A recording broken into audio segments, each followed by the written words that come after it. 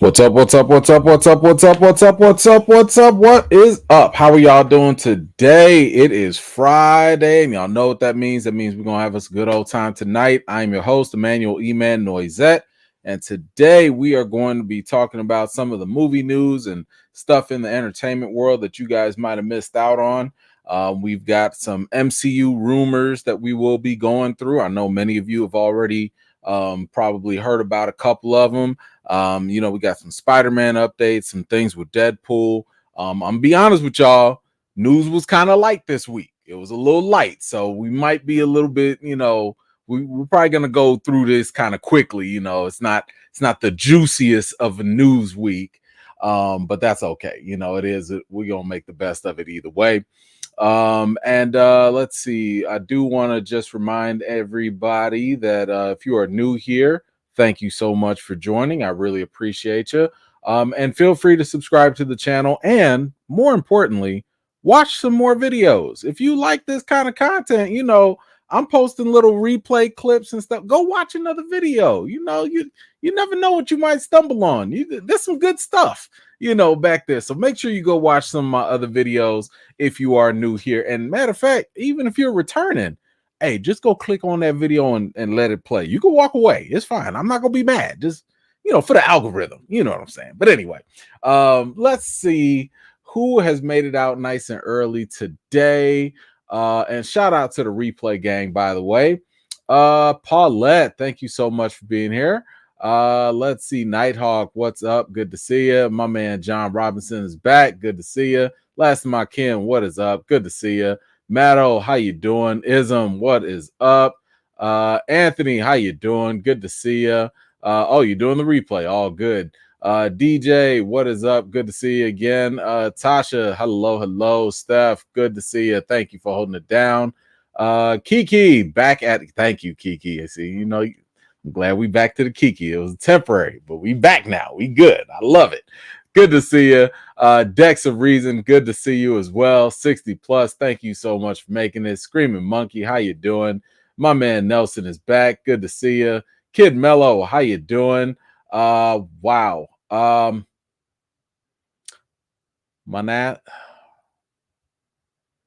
Manassas.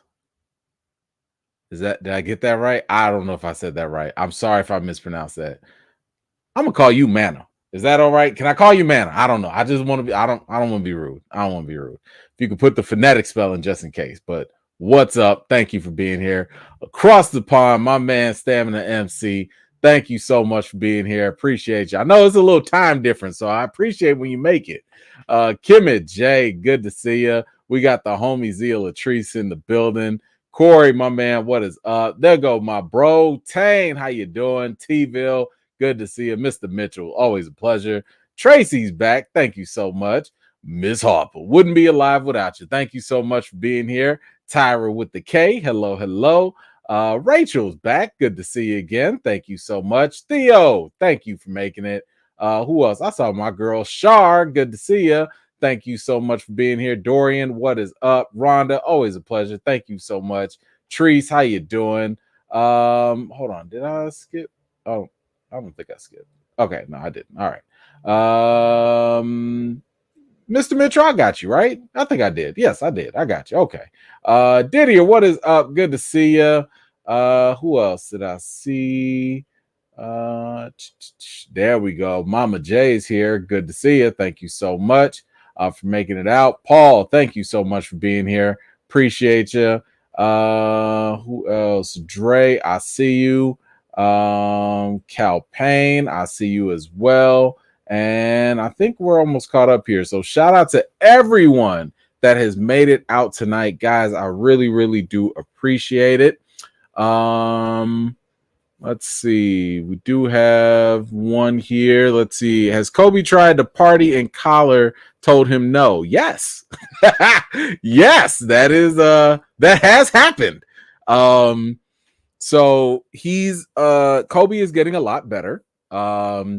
We did. I told you guys I was introducing the e-collar and everything, and I told you I was going to do it very responsibly, right? I've watched my videos. I've gone to training classes, so This isn't something like, ooh, I'm just gonna keep buzzing my dog. And no, it's not. I'm not abusing my dog here. But he has learned. In the past, Kobe, whenever a guest would come over, he would bum rush that guest. Like, unless I was there, he would like just bum rush them and ask for nothing but love and pets. And don't get me wrong, it's funny, it's cute, it's all good until he starts peeing all over you. And that's one of the reasons why I don't want him rushing up to people, because even though he's about 2 years old, he still has that submissive peeing issue where when he gets really excited, he just starts peeing. And even if I take him out or whatever, he would also have the issue of jumping on people. And sometimes his claws get pretty long, and I don't want him scratching somebody's clothes or whatever. So this is where the e-collar really started to come in, because Kobe's kind of smart. I had put like a long leash on him. It was like a long leash, like a house leash.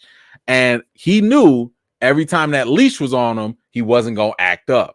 So that the e-collar was a lot better, because he doesn't think about it until it happens. So I've had a couple of people come over, and yeah, Kobe did one bum rush, boom, boom, boom, boom, boom, and then he got the bzz, not like just the vibration, just bzz, and it just reminded him like, oh, I'm gonna go chill in my bed, and I'm gonna wait for y'all. So now when guests come over, he sits up. He sits up like a good boy in his bed, and he waits for people to come to him to come and pet him. So he is getting a lot better. Now, this is only when I've been around. I haven't tested it when I'm not in the room. So, because, y'all ever had like a bad, smart kid? You know what I'm saying? Like a kid that act bad, but they smart at the same time. And whenever they do something, they looking at that one parent that's going to that's going to give them the evil eye. So Kobe will do stuff and look at me, find me somewhere in the room. He'll look at me just to see if I'm watching him. So I usually have to act like I'm not paying him no mind, just so that I could get him to act right. So Kobe, he's that smart bad kid, but no, he is getting a lot better with that. I did have my kids do a couple experiments to basically try and get him to jump on them, which he's not supposed to jump. No, that jumping stuff was done after 6 months. And every time he would jump, you get the reminder, okay, go back to your bed. It's time to go chill out. Like, you're not going to have fun if you jump on people. And he's starting to get that. Now, when my daughters try and get him to jump, he will just sit down. And he'll just, like, at first, he'll be like, ha, and he'll just sit there. And then I encourage them to pet him, because it's all about positive reinforcement. So now, I'm not saying he's all the way there yet, because again, I don't know how he acts when I'm not here, but so far, Kobe's a good boy. There you go. There, I know that was a long one, but so far he is getting a lot better. Let's see, Nelson, what you got? I assume you avoided watching Deadpool 3 trailer. You assumed correct. You assumed absolutely correct. So please don't ask me not two things about the new trailer, because I told y'all from the first teaser, I'm not watching nothing else. There's no need to watch anything else. I want to go in there and learn everything and see everything for the first time, because honestly, I don't think this is going to be a deep movie. If it's not going to be a 4 or 5 hour movie and show you all this crazy stuff, I want the movie to surprise me with as much stuff as it can. So you're absolutely right. I didn't watch a lick of it. Not a lick. Okay, nothing. Matter of fact, some of y'all are wasting y'all time trying to tag me on the Twitters. Y'all, I muted all that stuff. And anything, Deadpool, Wolverine, this, that, I muted all that stuff. Don't waste your time. I'm not watching. I don't care. I'm not making no theories. I'm not, no, thank you. So I am clean as a whistle when it comes to Deadpool 3, and I am loving it because I'm going to walk into that movie nice and fresh and just be full of surprises and have a good old time. At least I hope so anyway. But you are absolutely right, Nelson. Thank you so much. Natalie, what you got? People tell me their dogs don't bite, and I tell them I do. Dang, okay. Go ahead and put them up for me, please. So, yeah, listen, it was funny because I was just talking to my best friend. He had came over, and again, like when Kobe comes out, when people come over, Kobe goes straight to his bed. Like that's what he needs to do. And he was just telling me about how he works as a physical therapist, so a lot of times his clients won't put their dogs up, and they get offended. If somebody asks, like, "Oh my gosh, you want me to put my dog away? How dare you?" It's like, yo, like, you can't put your dog in another room? Like, for what? You do realize that, like, if your dog scratches, bites, or does anything to somebody else, you are liable. So if your dog is not trained, yes, put your dog up. So yeah, if anybody were to come over, Kobe ain't Kobe. First of all, Kobe is a punk. Kobe barks loud, and that's about it. He don't bite nothing. The only thing he bites is his chew toy, because that's all we've trained him to bite. So yeah, you wouldn't have to worry about that. But yeah, it is real wild how some people just. But hold on now, ma'am, who are you out there biting? Please don't bite nobody. Listen. Now, what you want to do in the privacy of your own home, I ain't gonna tell you. I'm just saying, just please don't be biting nobody in public. Okay, I want to see you keep coming back. I want to hear Natalie got some charges. That's all I'm saying. Please, unless it's consensual, I get. But that's another. I'm sorry, that's another thing. I'm getting sidetracked. Low key, what you got? What breed is Kobe? Oh, Kobe is he's a golden doodle. So he is a mix of a golden retriever and a poodle. But we just like to call him biracial and light skinned, because that's pretty much what he is. He got the light brown eyes and everything, and he matches all my my kids, my wife. They all about the same color, so I just call them all mixed. He just mixed in light skin, but no, he's a golden doodle. That's what he is. All right, let's see. Let's see. Hold on. Do we have some issues? We good? Everything happened? Everything cool? Okay. All right. We got I told y'all not a lot of news today, so we're just gonna kind of blow through some of these things, and get that going. But I did want to just share this because this was an interesting thing. We've talked about this. We've talked about how in the industry, in Hollywood, there have been certain myths. Certain myths have been perpetuated for a while now, and a lot of them have to do with diversity and inclusion.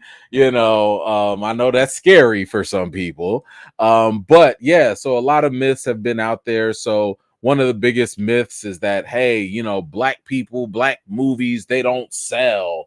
And, if you do certain things with different cultures, that's just not going to work. And Hollywood has just been inundated with this mindset that white is right. If you have a bunch of white actors, then, hey, you've got $1 billion franchise on your hands. Well, as you can see from the images right here, clearly these things have been kind of busting these myths over time. Black Panther came out of nowhere, $1.3 billion globally.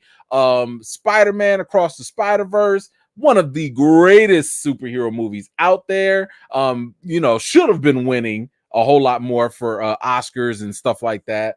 And Everything Everywhere All at Once, showcasing, obviously Asian centric stories can still have appeal, winning Best Picture. So time after time after time, these myths that certain culturally centered or let's say front facing with certain different ethnicities as the stories, that myth that they don't sell is just not true.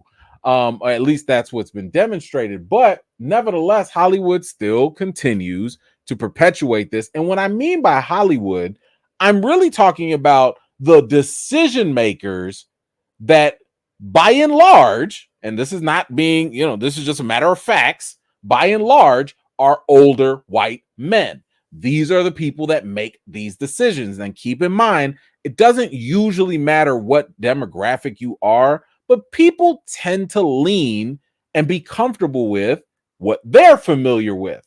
Well, if you have a whole bunch of older white men making decisions, they're going to like things that cater to their interests. You're not going to get a lot of diversity. We just talked about how Nelson Peltz was over here trying to get on the Disney board because he was earlier quoted sitting here talking about, why do I have to have all these black folks in the Black Panther? Why I gotta have all the women's, in the Marvel? Why I gotta have all these women in the movies? Why all the blacks gotta be out here? He was tripping over all of this stuff. Again, something he's clearly not comfortable with and he's not familiar with, even though these things have demonstrated to be profitable. Anyway, we finally have this here where a study has finally come out. So now this study maybe can put this to rest. Who knows? But this study has found out that there are some myths that they need to continue busting. So there was a consulting firm called McKinsey. They've published a series of reports exploring the entertainment industry's representation and inclusion of historically the reports exploring the entertainment industry's representation and inclusion of historically excluding people. So they were studying how much they excluded folks. The analysts totaled up the potential financial revenue that Hollywood could stand to gain if it adopted more culturally inclusive business solutions. Hollywood could make $10 billion if they just close the black equity gap. So in other words, if you just started hiring more black folks, you could make about $10 billion, $12 to $18 billion if they simply valued Latino professionals and their consumers, and another $2 to $4.4 billion if they tapped into the Asian and Pacific Islander market. Now, isn't that kind of crazy? So in other words, if Hollywood would simply, embrace DEI, they could be making almost $30 billion a year. A year. What does that tell you? All them people that be against DEI and all that stuff. It pays, it doesn't pay. It costs to be racist. You're literally losing money by not giving more authentic stories for different cultures.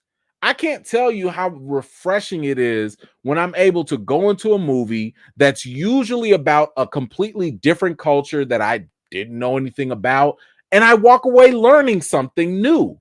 I like that. I watched Monkey Man, and yeah, maybe I didn't understand all the Indian politics or whatever, but I was fascinated with like a lot of the lore that they were talking about with Hanuman, the monkey god and stuff like that. I thought that was really cool and interesting stuff. I love everything and almost anything, that comes from Asia when it comes to action, anime, etc. Those things are cool to me. So come on now, the black is always going to be cool because we're in the minority and we're very diverse in terms of talent and what we bring to the table. So yes, black cultured centered things do translate very well all across the globe, but you have to invest the money. You have to at least give it a chance. If you don't give it a chance, you're not going to see the money. And I like the fact that this report is basically here saying, yeah, if you actually put the money in, you would get a much bigger investment, and y'all leaving a lot of money on the table. But Hollywood going Hollywood. So anyway, y'all let me know, what do you think about this new report from this study that basically confirmed what probably a lot of us already knew, that, man, if only Hollywood just, I don't know, stop being so white, they'd actually make more money than ever. Y'all let me know what you think in the comments down below. All right. All right, we got a couple quick movie updates, nothing too crazy. Don't worry, I'm not going to play any trailers because I know y'all scary. But I actually like this movie. This movie was pretty cool. Do y'all remember? Y'all seen Invisible Man? Invisible Man. So it looks like that we're actually going to get a sequel for it. Elizabeth Moss basically confirmed that they're closer than ever to getting to a sequel. Nothing, she didn't have any real news, but just the fact that a sequel is potentially coming. But I gotta be honest, I don't remember what happened in the movie. I remember liking it. I do remember liking it, but I don't remember coming away from the movie thinking, man, I gotta see a sequel to this. But I don't know where they're gonna go with it. So I don't know. Is this something that y'all would like to see a sequel for? Is this something that you would be excited to see? Again, I like the first movie. The first movie was really good. I just don't know what they're gonna do for a sequel. Like, why? I don't know. But y'all let me know what you think in the comments. Let's see. Oh, this is something. So Princess Diaries, with Anne Hathaway. My wife likes this. She watched all the movies and she is a Anne Hathaway fan, I'm assuming, as well, because she was watching Devil Wears Prada and all that stuff. But the Princess Diaries, I want to say they only had 2 movies. But Anne Hathaway has been saying that, part 3 is in development. She said it's in a good place, but there's nothing to announce yet. So, for anybody that was a fan of the Princess Diaries, it looks like they still gonna do it. I do remember, I don't think I ever watched them in completion. I think I watched bits and pieces of it. But it was cool. I liked it. But y'all help me out for those of y'all that have watched it, because I haven't watched it like for real. Didn't she already become like the new queen or something like that, like in the sequel? So shouldn't it be called like the Queen Diaries now? No, I mean, is she still a princess? I don't know. I haven't followed it, so I don't know. But some of y'all that have watched it, let me know, because I'm mildly interested. But y'all let me know what you think about that. Let's see what else we have. Oh, this was breaking news. Oh, this is gonna break some hearts. I know some of y'all gonna be sad. Y'all know Sony's still coming out with Kraven the Hunter, and I know a lot of y'all had y'all heart set on this, and y'all really wanted to see this in August. It is now getting pushed to December. So I apologize for anyone that feels hurt, but Kraven the Hunter is being pushed back from August, and it's now going to December 13th. So feel free to leave all the tears in the comments. I know a lot of people are heartbroken over this. Y'all wanted to see Kraven. But yeah, you're gonna have to wait a little bit longer, But it did say here, for whatever reason, that they were gonna play this on all the IMAX screens. So I guess so y'all could see Aaron's face bigger. I don't know what I don't know why Kraven needs IMAX, but whatever. But y'all can watch that during the holidays, so have fun with that.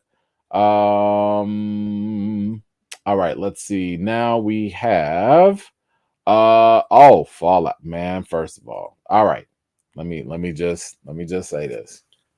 Shout out to each and every one of y'all that recommended Fallout to me. I finally finished Fallout.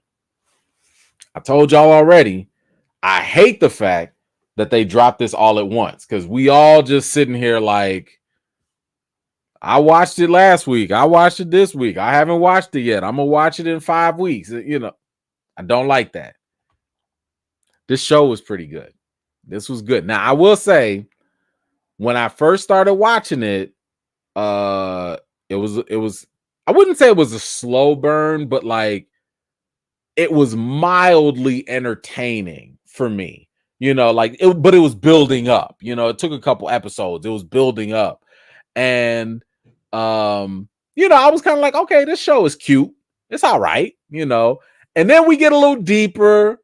The real thing that got me was the ghoul.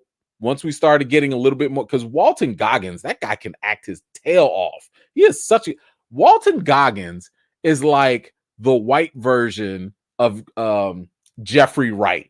If you put either one of them in a movie, I already know that this movie is going to be fire. Like these guys don't choose to be in bad stuff, So like when I know they're in something, really good. But yeah, I liked Walton Goggin as the ghoul. Lucy Ogre, I thought she was funny. She was kind of getting on my nerves a little bit with how naive she was. But the actress played her very well. And yeah, I like the little twists and stuff. And I think the strongest thing for this, especially since I guess I'm just gonna turn this into a review now. But the strongest element to this, especially as someone who has not watched or who has not played any of the games. So I never played Fallout. I don't even like dystopian apocalyptic theme stuff. I don't like animes like that. I don't watch TV shows like that. The closest I got to was Walking Dead. So I don't really like this genre, but this show made me like it. Like it was fine in this show. And the strongest element I would say was the world building.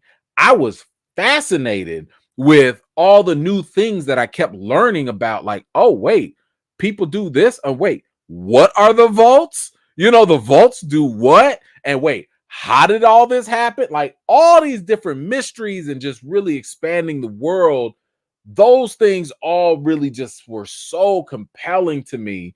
And that really got my interest where I was like, yeah, I do want to see new cities and I want to see new places and I want to see what happens in the world and so on and so forth. And then I finally got to the final episode, and that I would say is where I really tip my hat to the series, because they finally found a way to bring all the characters together and all the writing together, all the storylines, all the flashbacks, all of that stuff was done beautifully. You know what didn't do that for me very well? The Witcher. If you recall Witcher season 1, it tried to do that with flashbacks and character, and it just did not work. But this show nailed it. They did a good job. So the writing was really solid. I like the small little themes that they were touching on in terms of society, politics, etc. Acting was solid. So if it comes down to it, if I'm giving Fallout a rating, I'd probably give it like a because of the ending, because I like the ending. I was gonna say an 8. I'm gonna give it an 8.5 out of 10. I like Fallout and I like where they ended it. It left me wanting to see more. I actually do want to see. We know that season 2 did get the green light, so that is happening. So I am actually looking forward to a season 2 now. But man, I cannot stress enough. I really wish they would just go weekly. It's a great show. It's a solid show. And the way that it's specifically written, it feels like it's written for a weekly consumption. It does not feel like a show that should just be watched in one sitting. Now, I'm not complaining that I saw it in one sitting, because I didn't. It took me about a week and a half to watch it. But man, if this had gone for every other week, I'm telling you, like the talk about it wouldn't be so sporadic. Like we'd still be talking about the show today, But anyway, I'd give it about an 8.5 out of 10. Y'all let me know on a scale from 0 to 10 if you have seen Fallout. What do you give it? Let me know in the comments down below. But speaking of which, there was some news with Fallout, which is basically the numbers are looking great. Matter of fact, it was one of the top viewed streaming shows out there, especially for Prime Video. It says here that the new series is already one of the highest rated video game adaptations adaptations of all time. That is right next to The Last of Us, Castlevania on Netflix, and Arcane. All of those are solid. Every single one of those are solid. And it also said that Fallout garnered over 1.5 million household views. 1.5 million. And not only that, because this was so popular, even the video game, copies of the physical video game started to sell out of stock almost everywhere. Almost everywhere. So clearly they did something right with this. And here's the thing.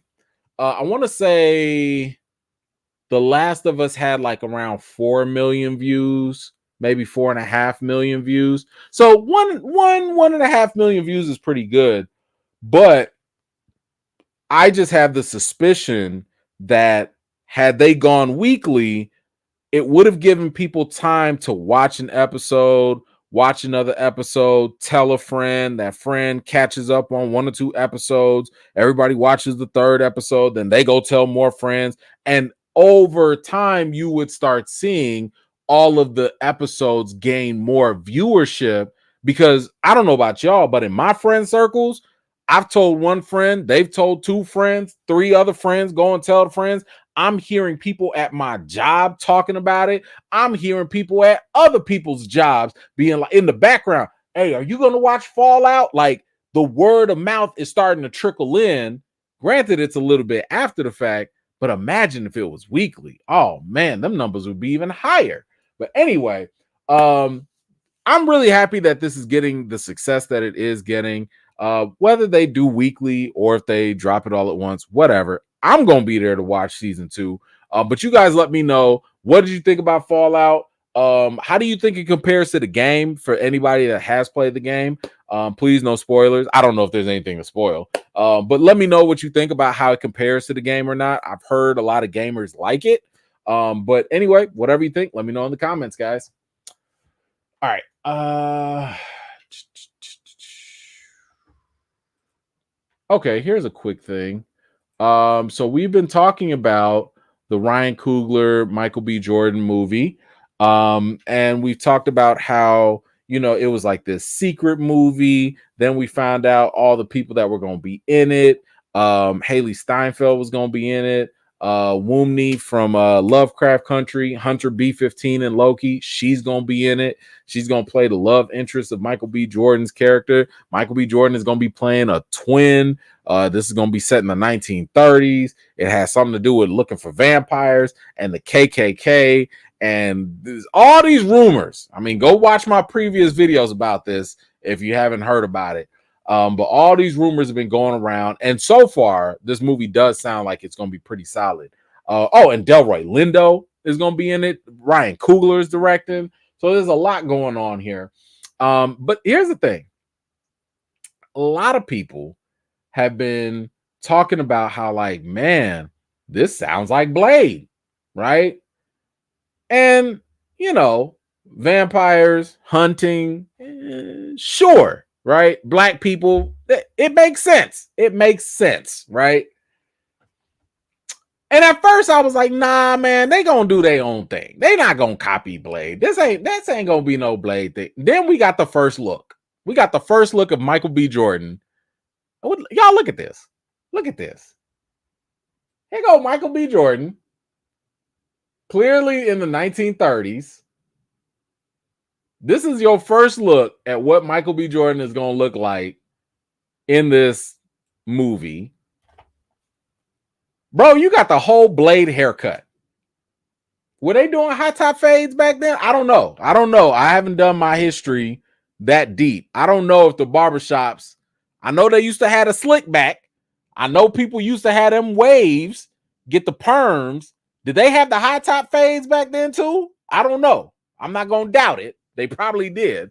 But my man bro, you blading it out right now. That's nothing but Blade right there.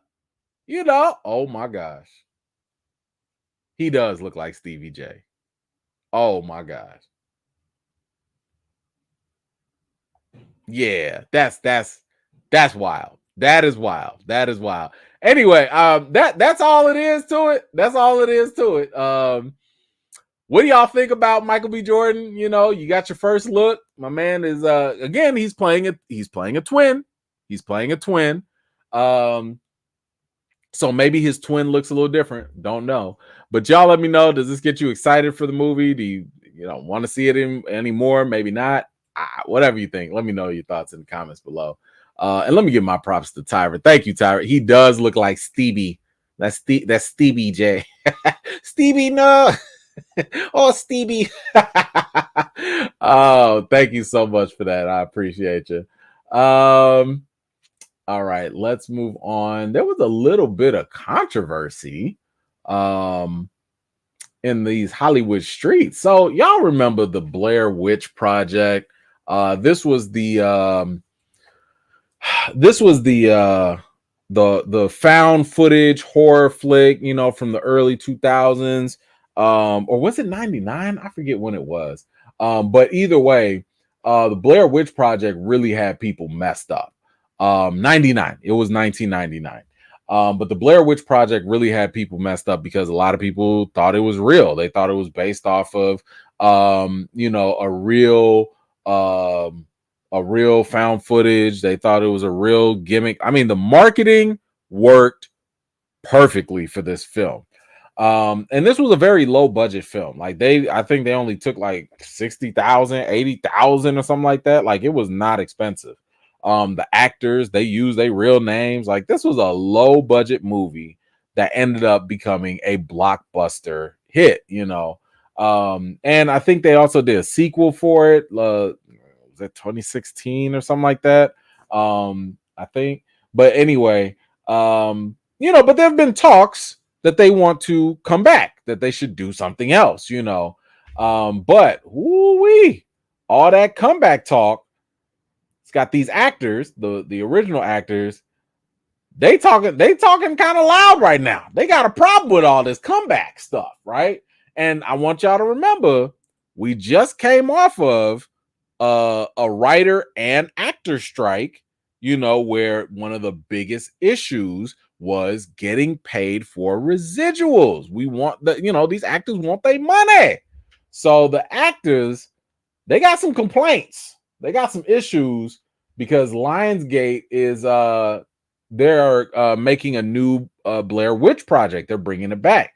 So all three of the actors, Heather, Joshua, and Michael, they released a statement, and it says here the statement comes 10 days after Lionsgate and Blumhouse announced the plan to revive the franchise with a new movie. They're calling it a new vision for Blair Witch that will reintroduce this horror classic for a new generation. Leonard said here that no one had contacted him or his co-stars about the project in advance. At this point, it's 25 years of disrespect from the folks who pocketed the lion's share, pun intended, of the profits from our work. That feels both icky and classless. Ooh. So he said, y'all didn't call nobody, y'all didn't text nobody, you ain't slide no DMs, nothing. But, I mean, did they just say that they was going to do a new one? If they're going to do a new Blair Witch, why would they call you? I'm just saying, like, I don't know. If they wanted to do Friends, a new series, a reboot of Friends, and bring in a whole new cast, why would they consult the previous cast?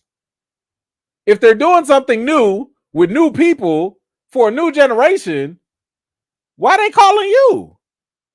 And on top of that, y'all were the actors. I could see if you was the writer. And you came up with the concept, that makes a little more sense. Yeah, y'all was just the actors. But hold on, there's a little more because they got a whole list. Let's see. So in their recent statement, they're calling on Lionsgate to provide them with retroactive and future residual payments equivalent to the sum that would have been allotted through SAG-AFTRA had we had proper union or legal representation when the film was made. Wait a minute. So, y'all basically want Lionsgate to pay y'all the money you would have had if you had a better union contract in place back in 1999 that you didn't have and you signed anyway.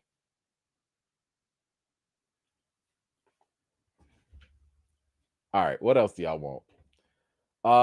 They do say they want meaningful consultation on any future Blair Witch reboot, sequel, prequel, toy, game, ride, escape room, etc. So they at least want to be in the loop.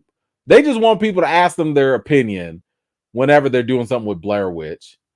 And they said that, especially if it includes any of their names or likeness, will be associated for promotional purposes in the public sphere. That makes sense.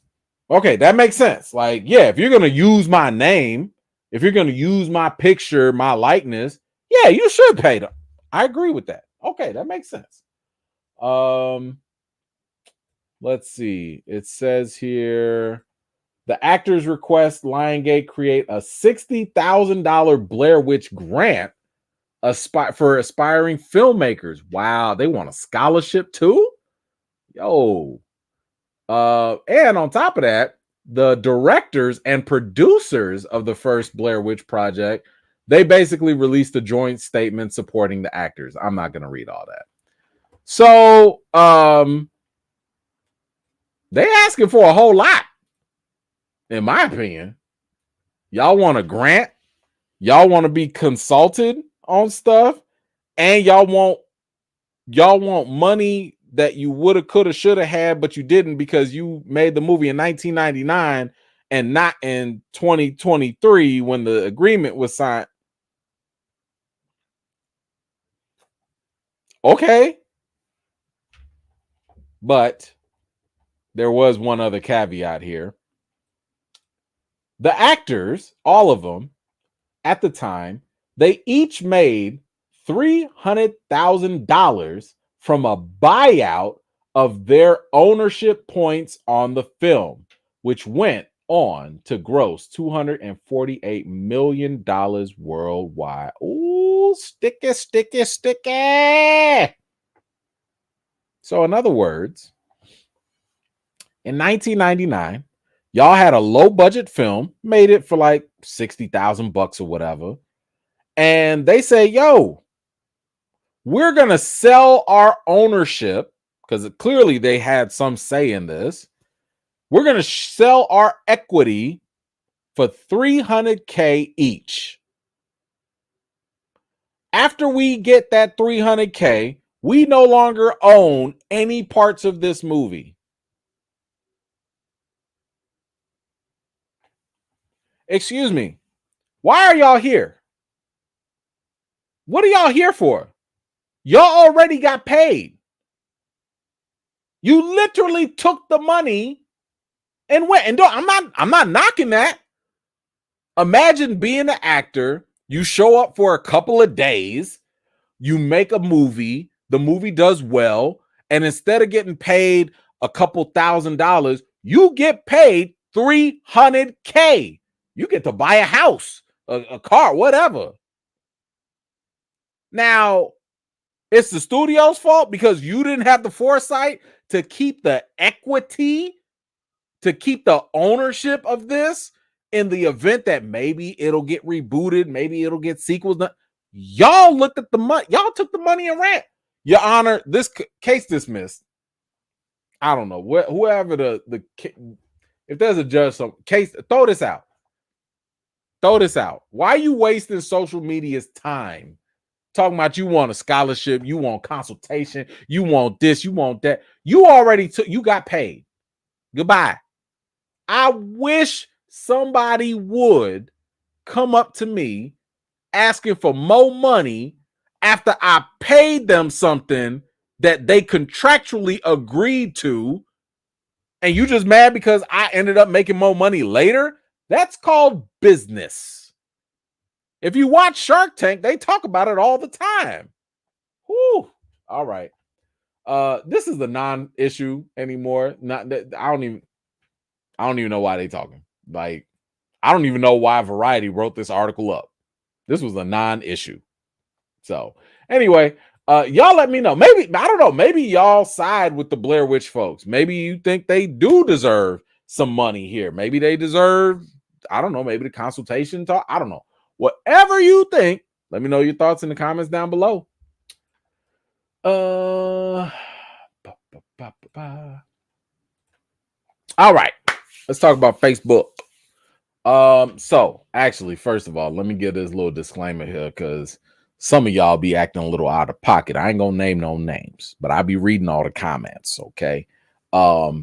This is going to get a little political. This is not a political channel. I do not care who you vote for. I support people to vote for and support whoever you want. But we are going to go into that realm just a little bit here. But when it comes to Facebook, the movie that was made a lot of noise was The Social Network. This was directed by David Fincher. It starred Jesse Eisenberg, and it was written by Aaron Sorkin. And I mean, this thing won a ton of awards. And most importantly, it won for, I want to say, best adapted screenplay or something like that. The screenplay won an Oscar. So Aaron Sorkin, I mean, the guy is a really, really good writer. For a long time, people have been saying like, yo, are you ever going to do a sequel to The Social Network? And if you haven't seen The Social Network, it's a fantastic film. It's about basically the rise of Mark Zuckerberg and all the backstabbing and all the business stuff that happened that ended up becoming Facebook as we know it, or Meta today, whatever you want to call it.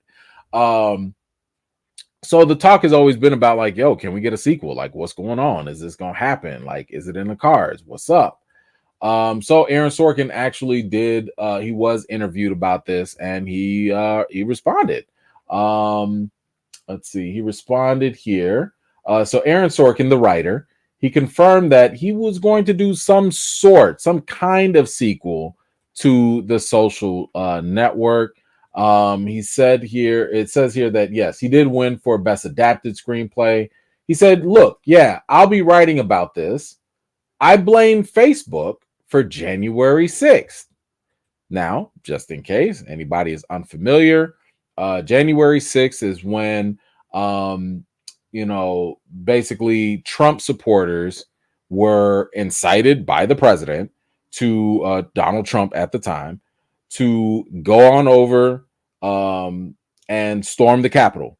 And it was not a peaceful protest. A lot of people got injured. Police officers were harmed. Some of the people that were in there were looking to hang the vice president, hang Mike Pence. People were storming in there with Confederate flags, which is racist. Some people were looking to literally kill some of the political leaders that were there and elected officials. And probably more harmful than anything, they were trying to stop a democratic process. And, people died. Like, this was not something America ever wants to think about. Like, this is not a good look on America, right? And, for the record, once I said before, I don't care who you vote for, right? But if you're one of those type of people that supports attacking the Capitol, killing police officers and stuff like that, you can leave this channel right now. Like, that is going to be as political I will get with y'all. I don't care who you support or who you vote for in the booth, but this is not something that I don't support violence like that. So this right here is definitely not, that's where I draw the line. Like, no, we're not doing that. So this is definitely a black eye on America, and this is what he wants to do, but he's blaming Facebook for this. And according to Sorkin, he said he would not answer why he blamed Facebook for Trump supporters storming the U.S. Capitol, but he teased, you're going to need to buy a movie ticket. Okay. But then he goes on and expands and says, I'm trying to write a movie about it. Facebook has been, among other things, turning its algorithm to promote the most divisive material possible, because that is what will increase engagement. That is what will get you to what they call inside the hallways of Facebook the infinite scroll. There's supposed to be a constant tension at Facebook between growth and integrity. There isn't. It's just growth. So let me kind of put a little context behind that. Basically, what he's saying is that, and this has been documented, like, it's been documented. Former Facebook employees have literally left the company for ethical reasons, because they would sit here and be like, yo, we're not pushing, or we're pushing harmful content, or we're pushing misinformation only because it gets engagement. And for Facebook and any social media platform for that matter, social engagement means more clicks, more views, and you stay on the platform longer. And the longer you're here, the longer you watch, the more stuff you click, the more money they make, because that's more data that's collected that can get shared off and sold off, or it increases the potential that you'll watch some ads, click some ads. And at the end of the day, the social media network is going to make more money. So, in other words, what Sorkin is referring to, again, this has been documented. This is not like conjecture, rumors, fake news, whatever. This is from people that have worked there, that no longer work there. Facebook has valued engagement over the responsibility of misinformation and potential harmful content, allegedly. Don't nobody come for me. Don't send the lawyers. And by the way, if you want something that to kind of help you get an understanding, a better understanding of how this works, I strongly recommend y'all watch on Netflix the documentary called The Social Dilemma. Watch The Social Dilemma. That documentary basically walks you through how social media kind of grew and how it has become addictive, why it's addictive, the scary stuff that they do. Like, it's literally a game of psychology. Like, they will do stuff to psychologically make you do things that you probably would never do. The mere fact that you check your phone every time it pings, notifications. If you're old like me, you probably remember when notifications were not a thing. Now you might look at your social media, see that you got 10 notifications, and feel this urge. You got to click it because you might miss something. That's all psychological, So Facebook allegedly has taken advantage of that.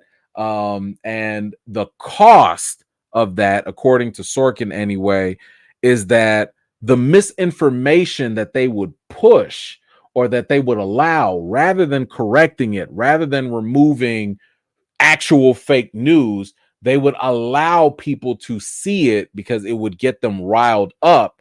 And guess what happens when you get people riled up? It eventually leads into something like January 6th. So this film, I'm assuming, would explore how they get from that point to the next point. And that's going to be an interesting thing. That's going to be interesting. And the other point here is like, what about David Fincher? Because you do want that great director too. And on the previous podcast, Sorkin said the only way a sequel would happen is if David Fincher agrees to it. And David Fincher said, well, Aaron and I have talked about a sequel, but that's a can of worms. So apparently there's going to be some sort of stuff. I guess they need to work out maybe schedules, whatever. But either way, if those two partner up again, I think that's going to be a fantastic film, just because of the quality of the filmmaker and the writer. But this was never something that like surprised me. I remember sitting on my couch watching the events of January 6th happen, and I was sitting there like, it's going to be at least 7 movies about this. At least. At least. And when I say that, I'm not talking about in our lifetime. I mean within like the same 2-3 years. In the same 2-3 years, you're going to see movie after movie after movie after movie about that event. And this is probably just one that we're hearing about. Somebody else is going to do something. We're going to see documentaries about January 6th. We're going to see movies about it. We're going to see a TV series about it. It's not going to go away. It's just not, because that was historic. It was historic. So anyway, you guys let me know. What do you think about Aaron Sorkin doing this next film, potentially blaming Facebook for January 6th?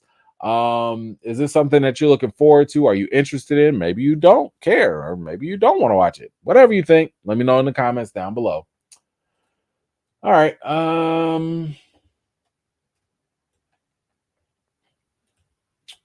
I do have.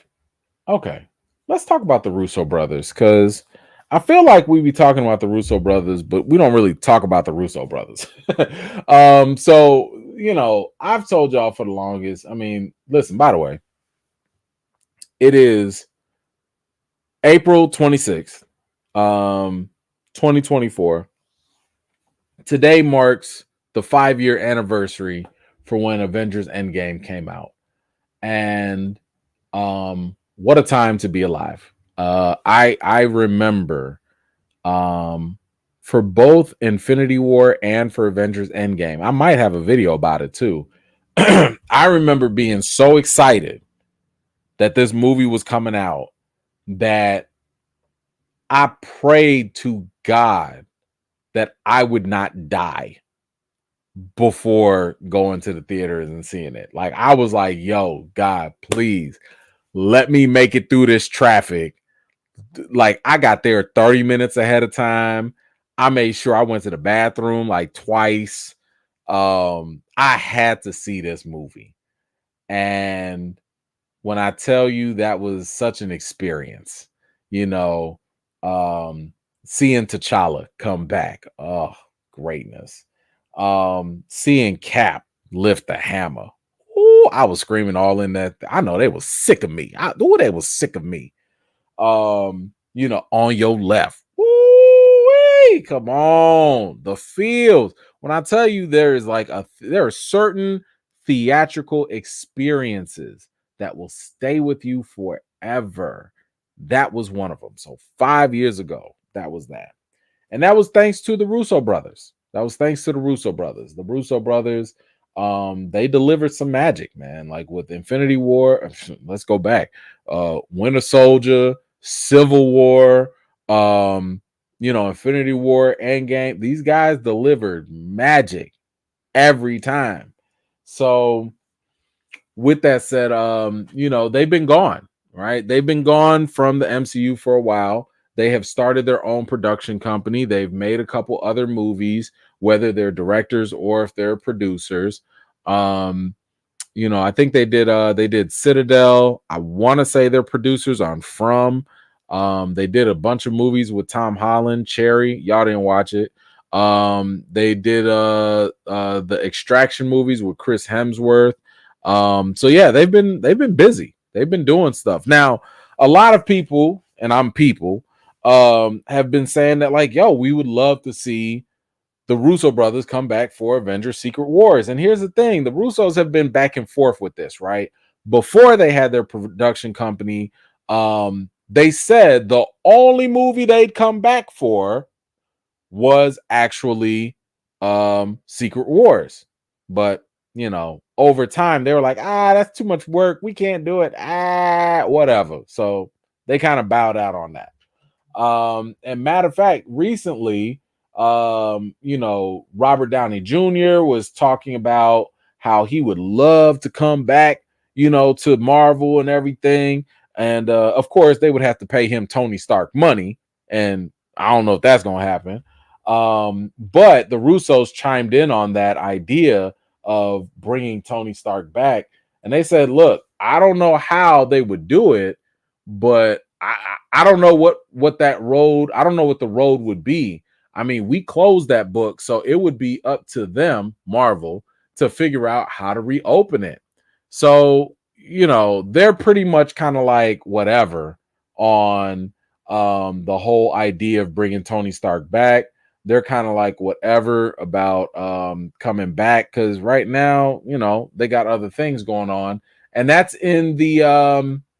is in this new interview that they recently did, where they talk about a lot of their new movies and potential sequels. So they talked about The Gray Man. That's with Chris Evans and Ryan Gosling. Nothing too interesting, but they're throwing some ideas around for that.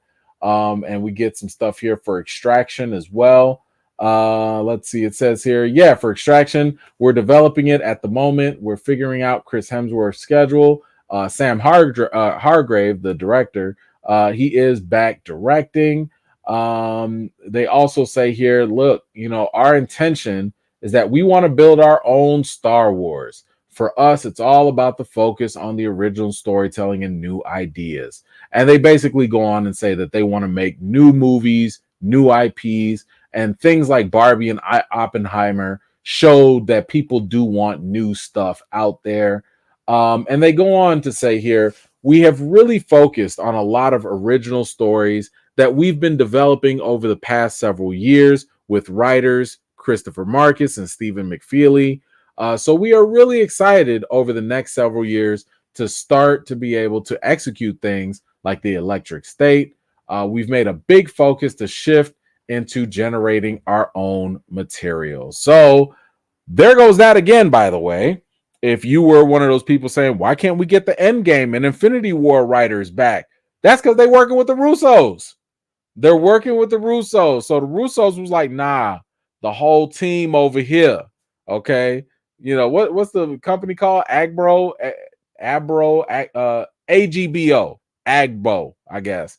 That's the production company. So, listen,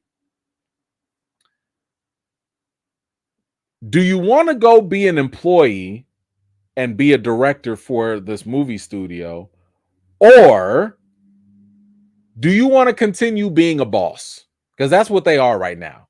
They are bosses in terms of they're hiring people, they're making the movies that they want to make, when they want to make it, how they want to make it. They don't have to listen to nobody. They don't have to, I'm not saying that they had a problem with Kevin Feige or nothing like that. I'm just saying it's a big step when you were an employee, become a boss, to then think about becoming an employee again. And that money ain't gonna look the same. That director money, you get that little director money on whatever, man. They making that money tenfold by being producers. So I don't know, guys. The only way I could potentially see Russo Brothers coming back for Secret Wars or Avengers something, they're going, and this is going to be a radical thing. They would have to do a partnership. That's the only way I can see that happening. Like, they're going to have to come in there and be like, yo, Kevin, we're going to let you be the lead executive producer, but we want that executive producer money too. We want to executive produce. We want our studio to also partner in with y'all.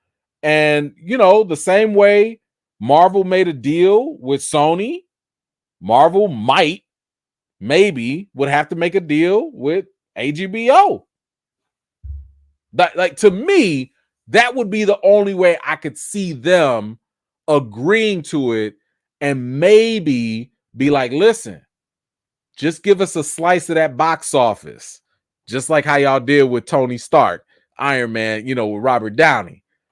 Because if these guys touch Secret Wars, It's $2.5 billion easily. It's not even a question.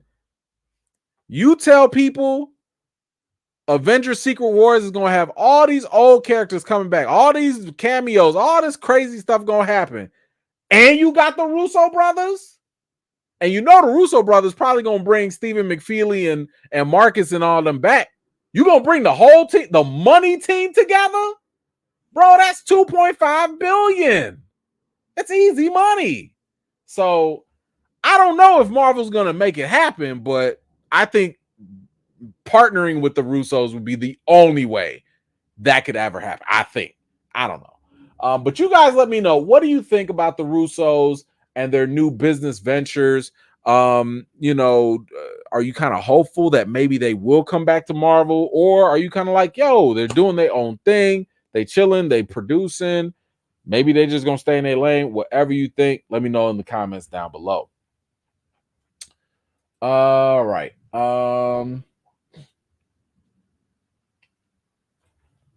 We do have.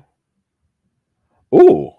Okay, what you got? Thank you so much, my man Angel. How do you feel if the Russo brothers invested in doing Spawn? So, first of all, I love Spawn. Spawn is a fantastic character. Matter of fact, I need a shirt for Spawn because I don't have it. No, I can't. I forget I'm Christian. I can't be walking around with a hell spawn on my chest. What would my Lord and Savior think? Oh man, I was so close too. I was like, I like Spawn. No, I can't do that. No, but I do like Spawn though. So the complication I think that you run into is McFarlane. Because McFarlane, even if he wanted to work with the Russos, the reason why we haven't gotten a Spawn movie actually moving forward is because McFarlane wants to direct, and McFarlane ain't never directed before. And a lot of these studios are like, we're not about to give you this movie shit. You the comic book guy, right? You drew comics. We're not about to trust an entire movie production to you. That's a big step. Now, listen, if I was McFarlane, I would be getting in the studio, at least, becoming an assistant director somewhere. Build up your resume. Build up your resume so that way you can go up to these studios and be like, look at what I did over here. Give me a chance with this live action. But the studios ain't going for it. They like, nah, man. Like, now you go get you a top tier director. We'll let you do the Spawn. We might even let you write it, but you're not directing it. So that's where that's going. So I don't know if just because the Russos would invest in it, I don't think that would be enough to get it off the ground. Now, if you told me the Russos invested and they directed, I'm there. So that's going to be a tricky situation, but I'm hopeful for almost everything and anything related to Spawn. What you got here, Ill? Thank you so much. What if Russo's teamed up with Tom Cruise for one Mission Impossible movie? My God. So here's the thing. Tom Cruise is he's the executive producer. Mission Impossible, that's his baby. I don't think he wants to share his baby. I don't think he would do it. And I mean this in the best way, but I think that Tom Cruise's ego would not allow that to happen. Because if you think about it, Tom Cruise saved Hollywood, according to, Steven Spielberg and others. So why would he need any help? You know what I'm saying? Like he's probably in that state where he's like, I don't need no help. Like, I made $1 billion with Top Gun Maverick during the pandemic. What the Russos gonna do for me? Now the last one did kind of, didn't do very well. But I just don't think Tom Cruise is gonna be like, yeah, I need help. I don't think he's gonna do that. Now I throw a curveball at you, and I don't like this. And I'm probably gonna feel sick after I say this. No, it wouldn't work. Nah, it wasn't gonna work. I thought it was gonna work, but it wasn't gonna work. I was gonna say, what if the Russos jumped into a Fast and Furious movie, but I forgot about Vin Diesel. I forgot that Vin Diesel is not going to let this thing be great. Vin Diesel's going to do something that will overshadow and corrupt the film, and it wouldn't work. It wouldn't work. So I'm sorry. I'm sorry I even put that in the ether. I'm sorry I put that in the universe. If I could catch it back, I could. I would. I'm sorry. I'm sorry. What you got, Puma? Brian can do Brian Lumley's Necroscope series. I have no idea what that is. But sure. If they wanted to do, I'll give you one. I'll give you one. Okay, because I don't know what that is. My bad. But I will give you one. If the Russos tag teamed with Keanu Reeves has a comic book series called Berserk. And I saw like a little bit of it. I forget what I saw. I think I read like maybe just a little bit of the comic or whatever. But let me show y'all the image of it. This is nothing but pure violence. It is nothing but pure violence. Like John Wick don't want to mess with this. Like this is not what John Wick. No, you don't want that. So I could totally see the Russos doing something like that. But keep in mind, they also want to do things that are original. They want to jump into things that a lot of people don't know about. And I respect them for that because they're right. We should get more things outside of just Marvel and Star Wars, and Harry Potter. Like, yeah, give us different things. So I'm with you on that. Thank you so much, though. Quiet one, E-Man, my dream directors for Marvel movies is Chad Stahelski for the Blade movie. We almost had that. The Russos for Secret Wars and the Midnight Suns movie. I'd be fine with all of that. That'd be great. It's still, remember, we talked about this a little while ago that Stahelski, he pitched for a Blade movie. Oh my God, now I'm finna get mad. Because not only did Stahelski pitch Marvel a Blade movie and they turned it down, but so did Bo DeMayo. Don't forget, Bo DeMayo is the one that's currently cooking with bacon grease with X-Men 97. That guy told Marvel, he wrote a script for Blade. And they said, nah, this ain't it. I can't call it. I don't know. So yeah, that's wee. Natalie, what you talking about? We talking about the fake challengers poster. What is the fake challengers poster? I don't know what that is. What is it? I have not heard about it. So if you can let me know, that'd be let me know. I know we talked about challengers last week. I think I did. I think I reviewed it. I think I reviewed it already. Ooh, I never posted it. I got to post that replay. But yeah, I don't know about the fake challengers poster. So if somebody got a link or something, let me know. But anyway, good segue. Spider-Man 4, right? So Spider-Man 4, we do have an update. Oh man, let me change this up. There we go. Spider-Man 4. We do have an update for that. And of course, after the events of No Way Home, we find out that Tom Holland Spider-Man is now just a regular old friendly neighborhood Spider-Man. Like he ain't got no more armor. He ain't got no more rich billionaire to give him suits and weapons and tech. He done lost all his aunts and uncles. Everybody gone. Parents dead. Aunts and uncles dead. He by himself. Girlfriend don't remember him no more. Best friend don't remember him. He ain't got no new friends. Like this, it's a wrap. My man is just out there in them streets, just by himself. But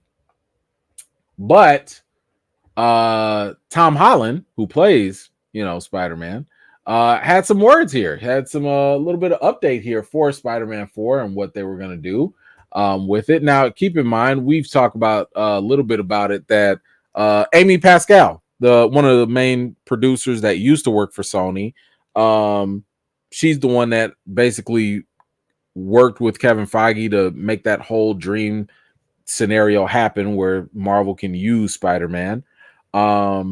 She already spilled the beans that Spider-Man 4 was happening.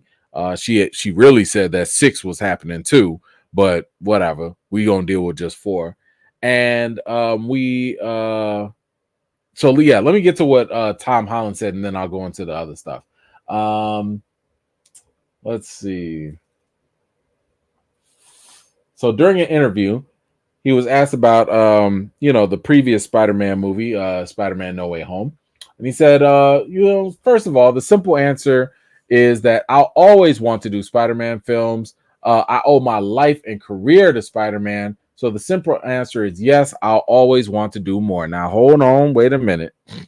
Do y'all remember? Because I know we talked about this a while ago.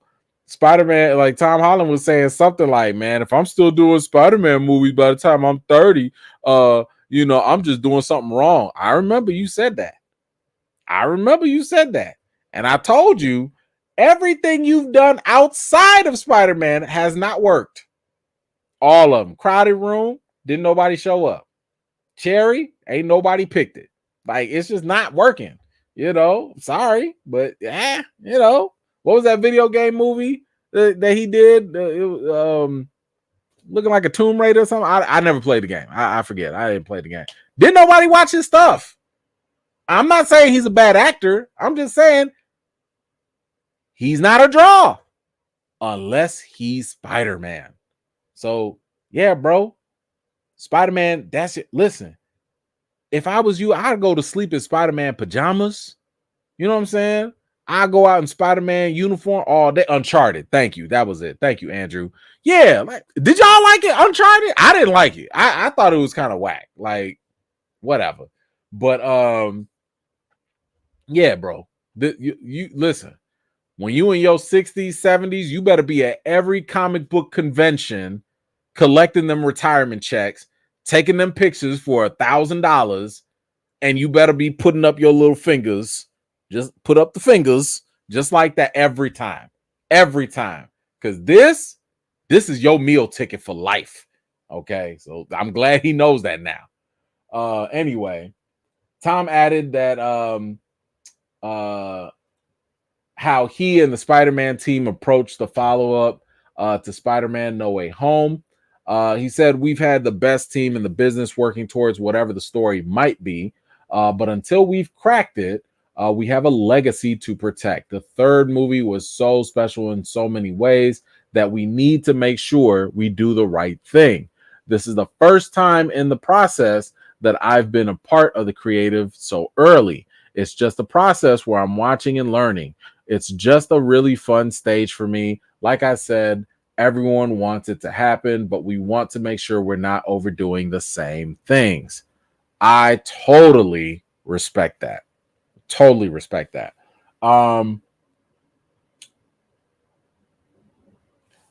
I like the fact that he recognizes that you don't want to just rush into this, because what that tells me is you're not looking to just do a cash grab. Y'all remember the rumors? Again, they were rumors. The rumors were saying that, like, hey, Sony wanted to have another big old, multiverse thing, bring all the Spider-Man back. They wanted to do all this multiversal stuff for Spider-Man 4. But according to the rumor, Tom Holland and Kevin Feige was like, nah, we need to bring Spider-Man back down, make it grounded, keep it on the street level, and, tell a personal story through the character. So I like the fact that Tom is now being involved in this, because if he was communicating what that rumor said, that's what I want to hear. I like that direction. If he's in the room saying, nah, stop all that nonsense.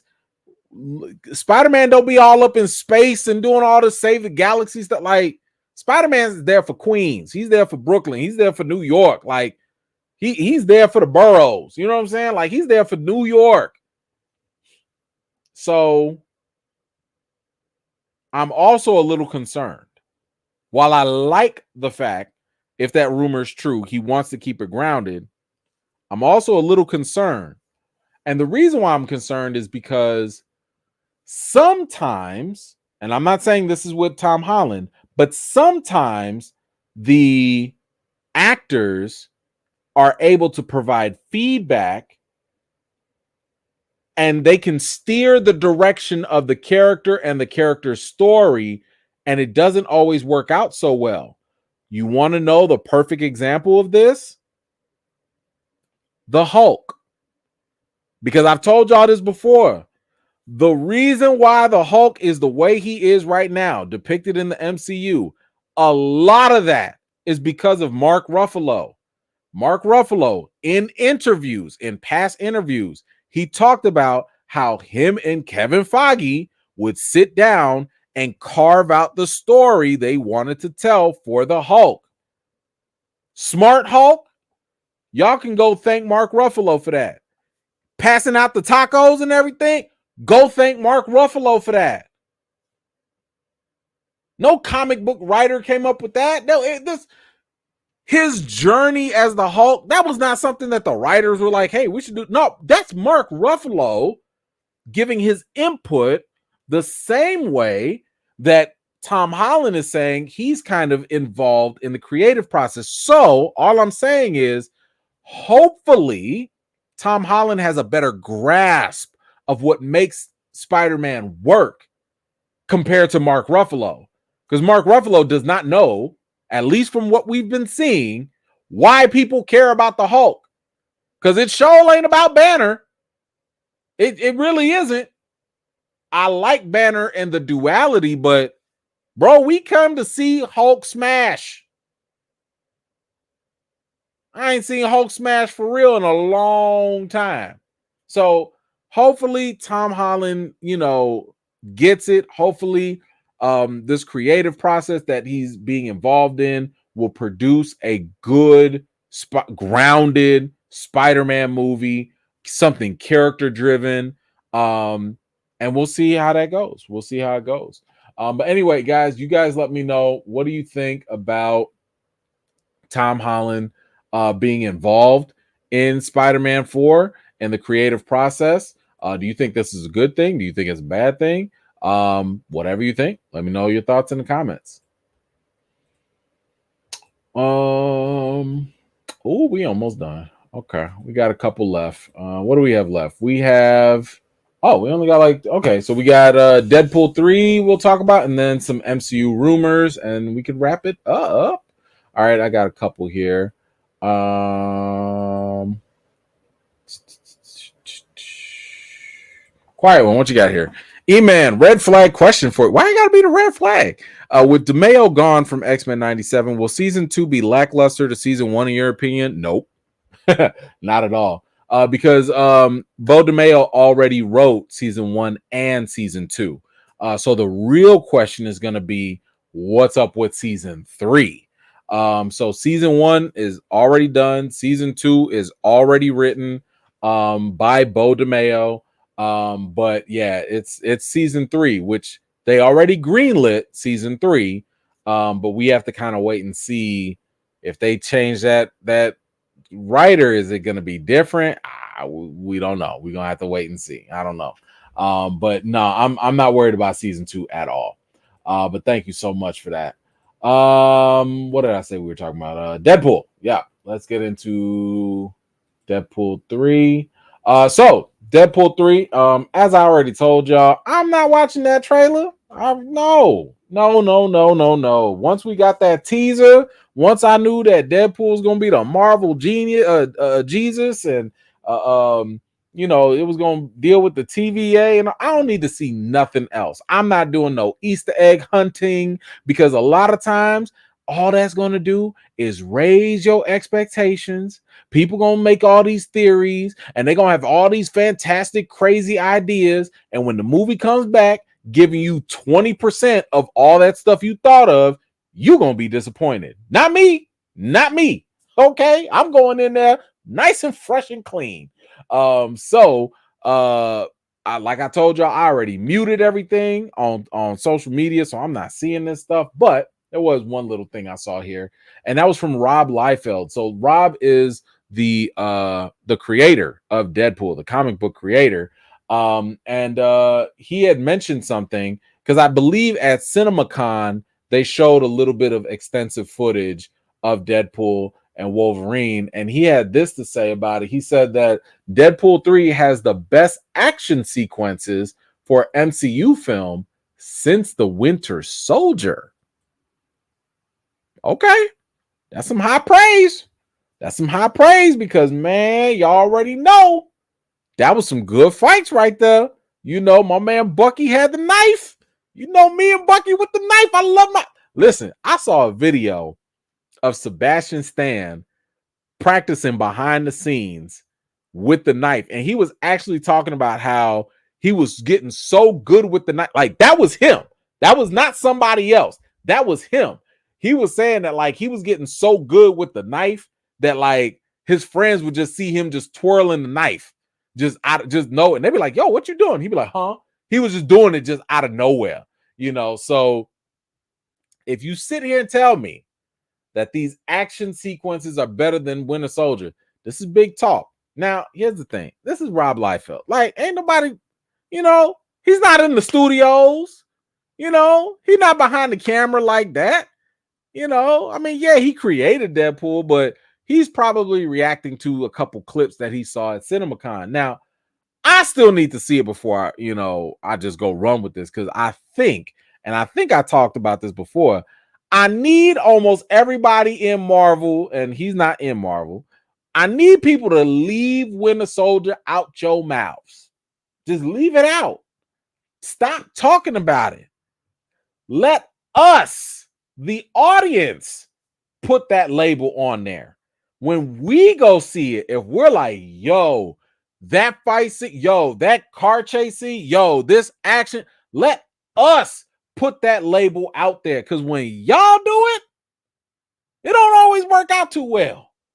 And it raises expectations. Because now, unfortunately, I'm going in with the expectation that this better be better than Winter Soldier. Just because you mentioned Winter Soldier, it better be better. That's what I'm going in with now. Like, y'all got to chill. I'd rather y'all undersell it than oversell it. Y'all remember what happened with The Flash, right? You know, one of the greatest superhero movies that certain people have ever seen, that Tom Cruise had to get a secret copy of, and it was like one of the best movies he had ever seen. Remember how the time the Flash like flopped and didn't make real money? Remember that? Yeah, that. So, that's kind of what I'm talking about. Like, they definitely have to chill out with this, because don't nobody want to have these issues going into the movie and just not knowing and having those weird expectations. We don't want to do that. But anyway, what else did we have here? So we also had comments from the director, Sean Levy. He had mentioned about the film in an interview. He says, I was a good student in school. I'll do my homework as an adult, but I'm definitely not looking to do homework when I go to the movies. I very much made this movie with this film with certainly a healthy respect and gratitude towards the rabid fan base that has peak fluency in the mythology and lore of these characters of this world. But I didn't want to presume that. This movie is built for entertainment with no obligation to come prepared with prior research. And Hugh Jackman, while he is playing Wolverine, he did reiterate that he is not playing the same Wolverine from Logan. And they mentioned how they're not going to screw with the events of the beloved 2017 movie. I really like that. I really like that, and I really appreciate that. The fact that they are not going to mess around with that. I like the fact that we are going to be able to go into it and not need to do a lot of homework, because if you think about it, the suspicion was going into Deadpool, you would have to know all these things that happen in the Fox universe. Don't nobody want to go relive that. There was a handful of movies, less than a handful. The early X-Men movies, maybe, and only 1 and 2, because definitely not 3. Days of the Future Past, yeah. First Class, Deadpool,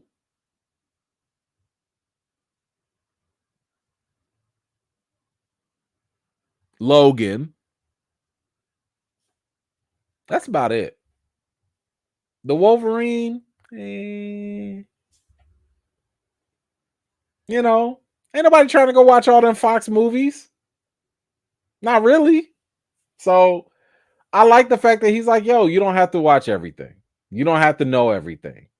And I'm okay with that. I'm okay with that because I think that, in today's world, unless you have something super well known, audiences are not going to have the time to catch up with like 30, 40 movies before something comes out. Even and that includes with the MCU. Like what we got from Infinity War and Endgame, it took 10 years to get to that point. It took 10 years. So, you know, I don't know. But you guys let me know. How do you feel about the fact that Deadpool's action scenes are already being compared to Winter Soldier? What do you think about the fact that there's no homework, supposedly, and that you could just walk in straight up? How do you feel about that? Whatever you think, let me know your thoughts in the comments down below. All right. Natalie, look for my last chat for the viral fake poster link. Okay, hold on. Let's see. Hold on. You're gonna have to give me a second here to scroll for this. Okay, there. Okay. Nat, where you at? Where you at? Where you at? Where you at?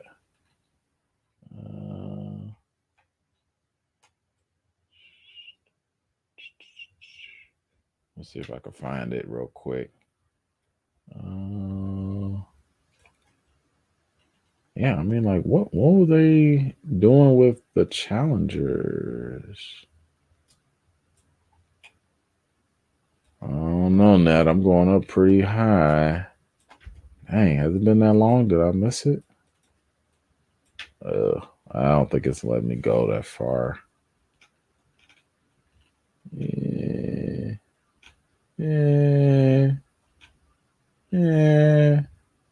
I can't get it yet. I don't see it, Nat. I'm sorry. We could try again.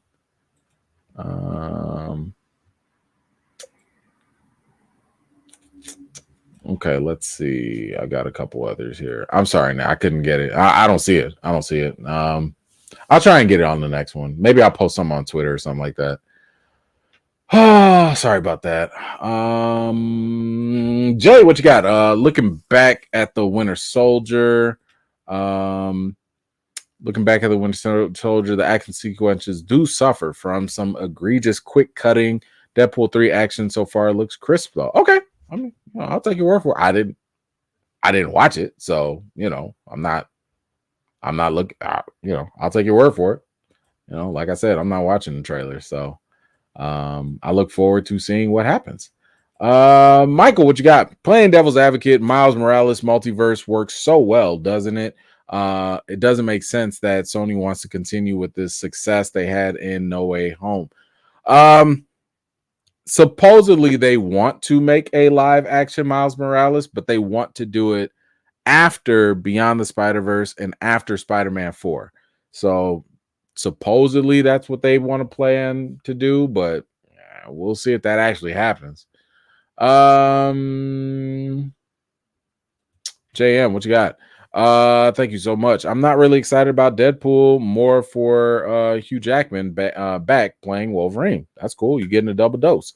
Side note, Blue Marvel action figure is on sale on Amazon, $14. Just cop. Cool. That's really dope. I wish I had somewhere to put action figures. I ain't got no room for that. I need to move and get into a house with a basement. That's what I need. If I can get that, that'd be great. Shogun, do you think Deadpool and Wolverine has time to explain the TVA Battle World? Might require Loki homework? I have no idea. I don't know. Maybe.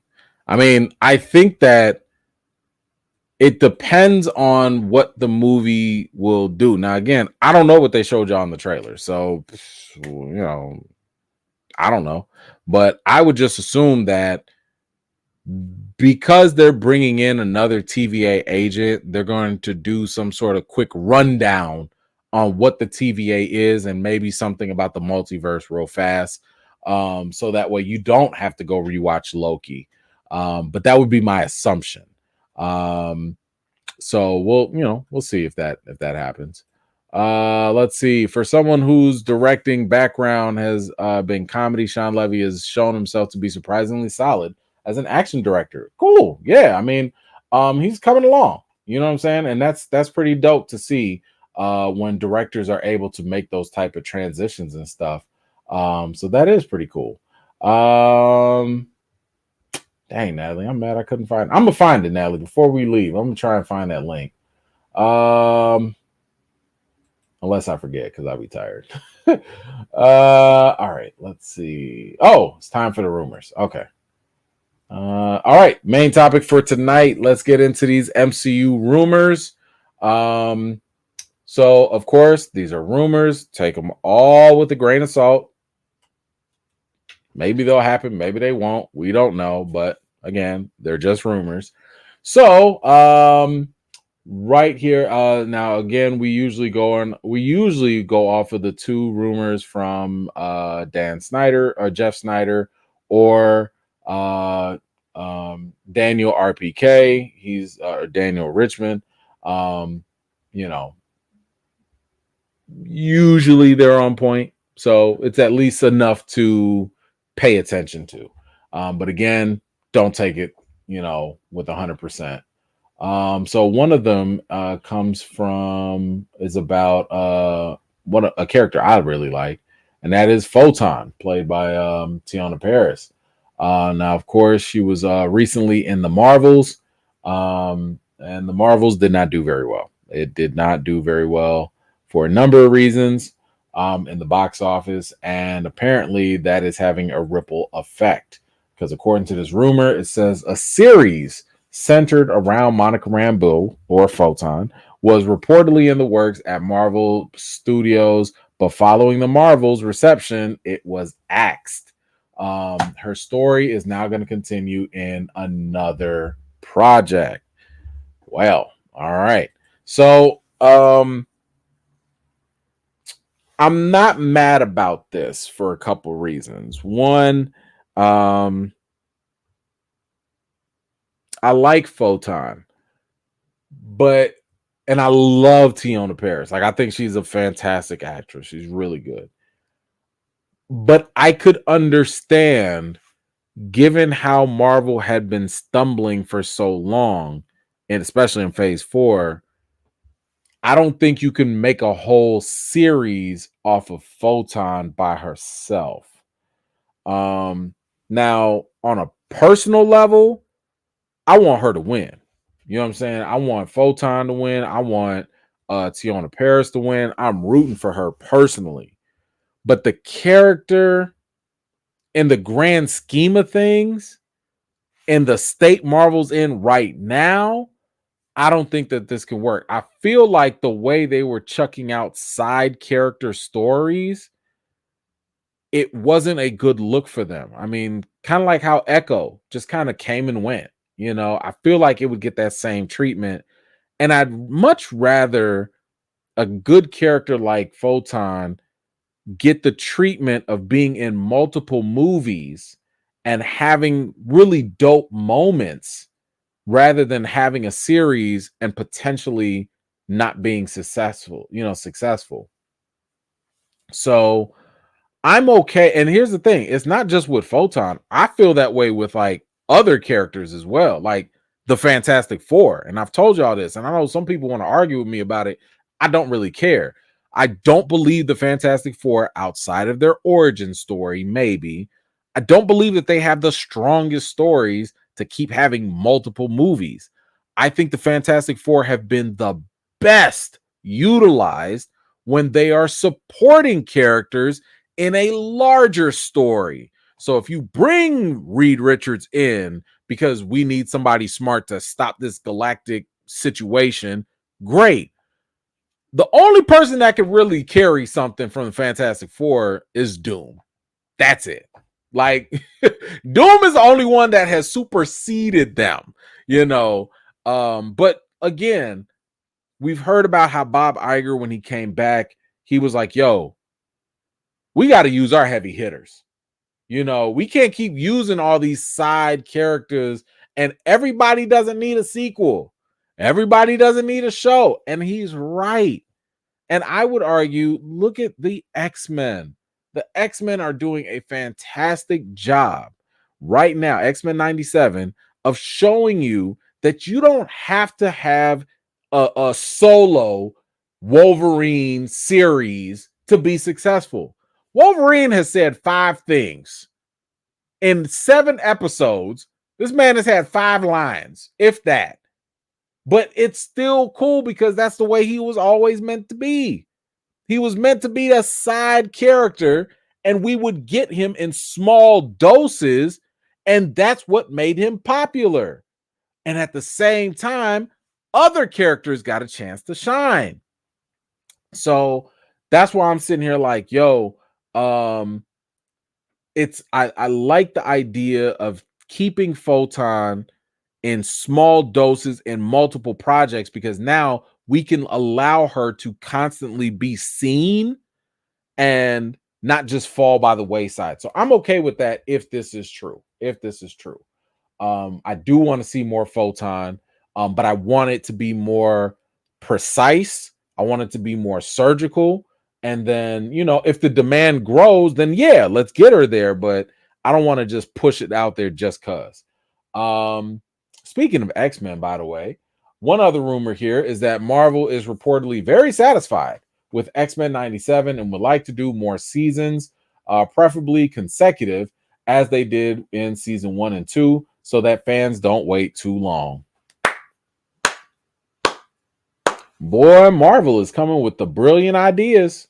Y'all remember last week, they just came up with that smart idea to have Blade kill vampires. This is great.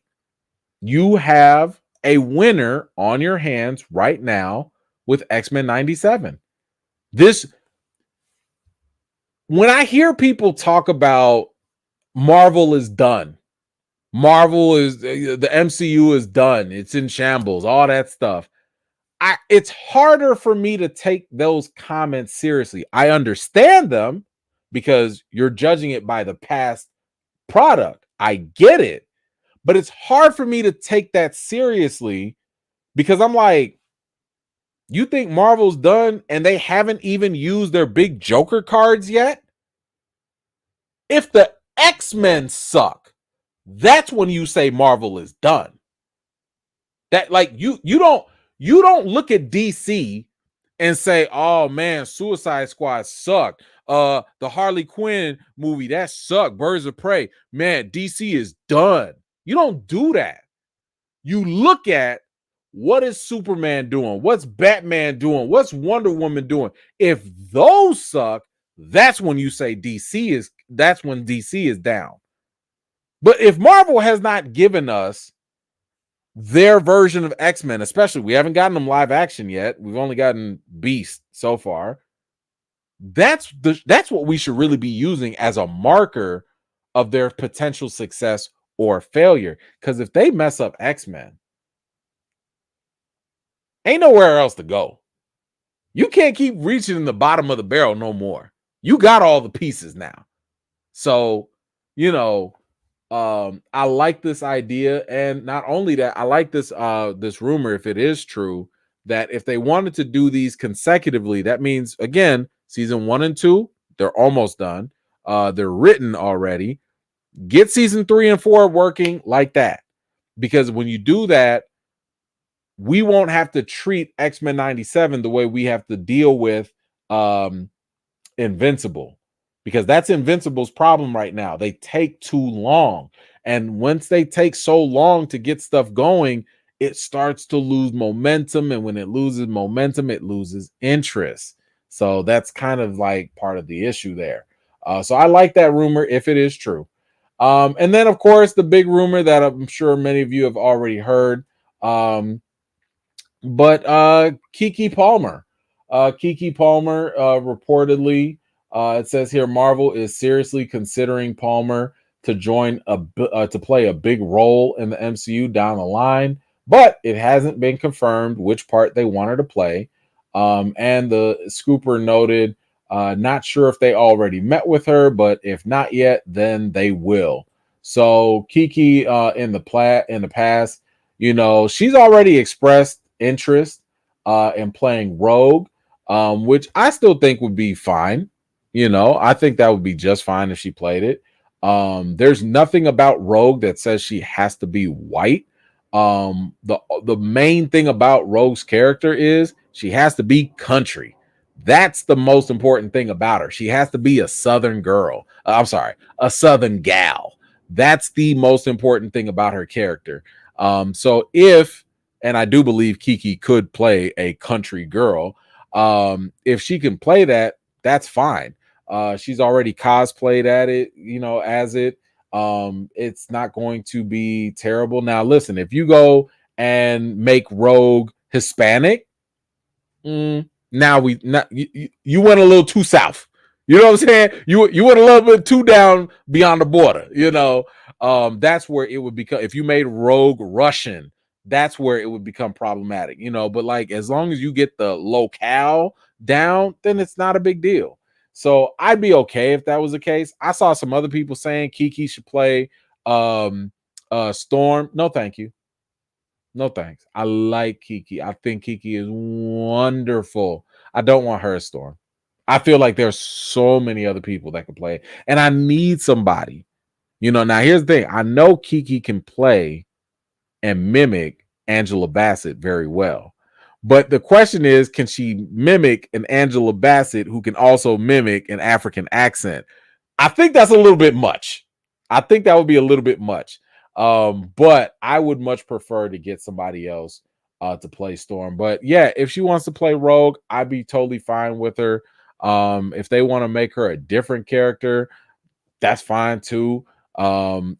Bishop's sister, sure, fine, whatever. I'm fine.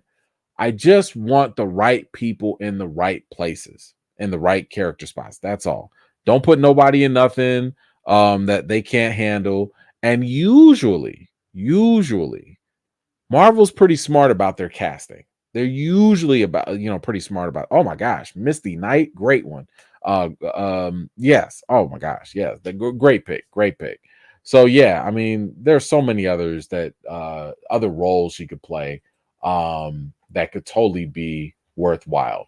But probably the biggest news that came from the scoopers out there, and I'm sure some of you guys have heard this as well.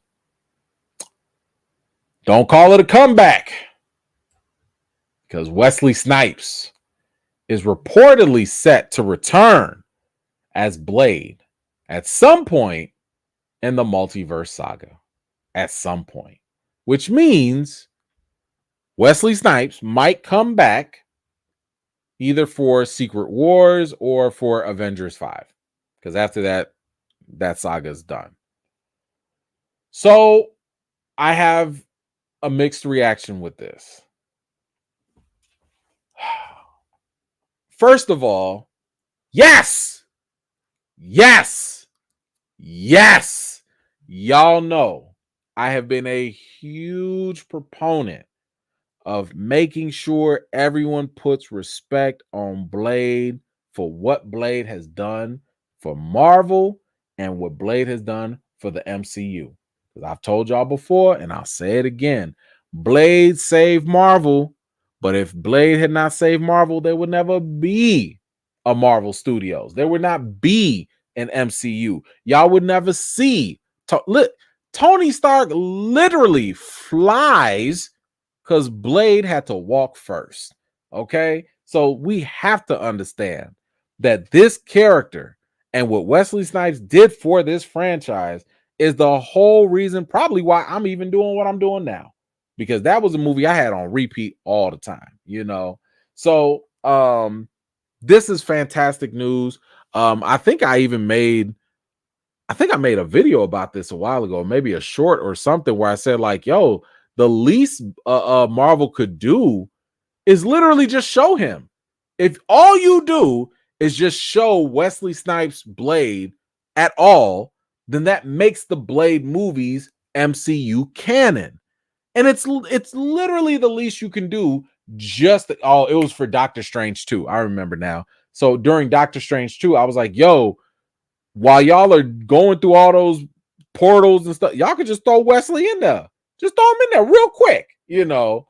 But they might do that in these next movies. Who knows? But I love the idea that we can get this to have Wesley come back and show this. Now, the downside of this, I really wish they would have kept their mouth shut about this. Why did we have to know this? Could y'all imagine what it would have been like if you minded your own business? You're going to go watch Avengers 5 and Wesley Snipes just walks up out of nowhere. Y'all would lose y'all minds. You would lose your minds. And this is what I've been talking about. This spoiler leak culture, it's getting ridiculous. It's really becoming an issue. Because yes, I'm happy now. Don't get me wrong. I am happy. But I would lose my collective mind in the theater. Forget Captain America picking up a hammer. Forget that. Forget the on your left and all. Forget all of that. You show me Wesley Snipes in that Blade uniform walking out on the street and nobody told me. It was completely out of the blue. A real surprise. Man, y'all would have had me running out that theater yelling like, yo, he's back, yo. Like, it would have been amazing. So, you know, it adds to my frustration that, like, we used to come from a time where we would watch movies and have no clue what we were going to get. And when we get those surprises, again, like, listen, at this point, you're going to go into every movie now, every Marvel movie, because they said the multiverse saga. You're going to go into every movie looking for Wesley Snipes to show up. Until Secret Wars, which is the last one in the phase, we will keep looking for where's Wesley Snipes? Where's Wesley Snipes? Where's Blade? Where's Blade? Where's Blade? And when he does come around, it's not going to be as good as it could have been had it been a genuine surprise. So this spoiler leak culture, man, I'm really over it. I'm really tired of it. And honestly, I wouldn't even have reported this if this had not already pretty much gone viral. Because sadly, and I know some people can't help themselves even in here, but somebody would have been like, hey, did you know Wesley Snipes was going to be Blade? What do you think about it? Email I get it. I totally get the enthusiasm. And I don't blame people for being excited about it. But it's the people that, like, have to break the news. It's the people that have to spread the news. It's the people that have to go make it clickbaity. It's the people that have to go make a thumbnail about it so you can't even avoid it. That sucks. It gives you that short-term little burst of fun, but when you go into the movie, it's robbing you of a real... Could y'all really imagine if you walked into Endgame and somebody told you, hey, Cap gonna live Thor's hammer? Have fun. Could y'all, like, do you think it would have been that special? And I don't know how to stop it. I don't know what we have to do to stop this culture, because I don't even understand what, like, do y'all make money off of this? Like, is it like if I go on Twitter right now and tweet some spoiler or something, I'm not getting paid for this. So what's the point? Is it just for egos? I don't know. So listen, am I excited that Wesley Snipes is coming back? Absolutely. Do I hate the fact that this is the way I got to find out? Yes. I hate this. I hate this. The spoiler stuff it's ridiculous. Because again, even though It wasn't said which movie he's coming back in. I know he's coming back. Hey, for your birthday party, on your birthday, I'm going to throw you a surprise party. Like, what? How is this a surprise? Right? How is that a surprise? If you know on your birthday, somebody going to throw you a surprise party, is that really a surprise? Man. I just wish we could just go back. I wish we could go back because I don't think people know how much they're missing because they get overridden by the short-term incitement. But anyway, y'all let me know. What do you think? I mean, listen, I'm not gonna I'll be there. I will be there at every single film. But man, it could be better.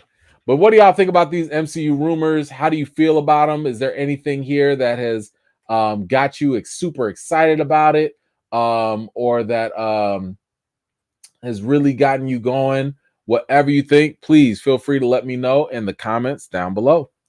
Oh, all right. I saw the link. Thank you, Nat. Where's she at? All right. Yep, I got it, Nat. I don't even know if I want to show this.